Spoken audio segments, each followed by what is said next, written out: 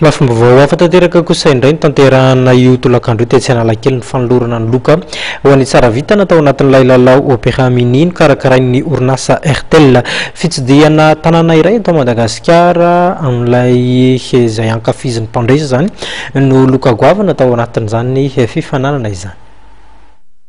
Ramatokely Andrianisy Mirana no nahazo ny loka voalohany tamin'ilay lalao opéra mini izay nokarakarain'ny RTL nanomboka ny 3 Jona ka hatramin'ny 7 Jolay lasa teo.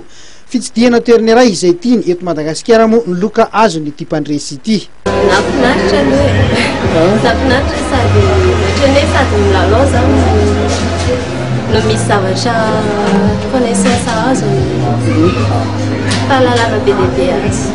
Le loka voalohany hoe toerana izay tianao aleha efa nieritreritra ve ianao hoe aiza ny safidinao andehanana? Ie, efa nieritreritra. Aiza ianao ny andeha? Nosy be. Inona no tena mahalinanao hoe andehanana any Nosy be? Zaho mbola tsy tany moa efa mahafinaritra be dia mba te andeha any. Karainy Samsera kosa no nahazo ny loka faharoa izay nomeny ny RTL Raetsy Ariary ary Karina kosa no nahazo ny larina fahatelo izay nahazo 5,000 ariary mbola tamin'ity lalao ity ihany.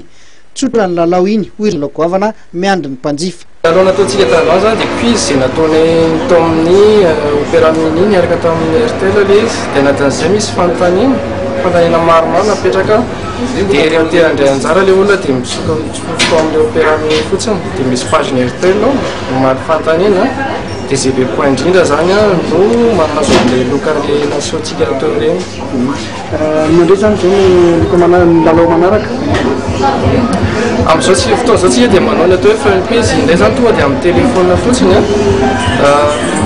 mandefa message ianao makany amin'ny 033 56 00 30 dia misy fanontaniana variana tsotra amin'ny teny malagasy ilay izy na amin'ny teny frantsay dia no mpilalao ihany zany no tonga dia misafidy inona ny fiteny ampiasaina anatin'ilay lalao.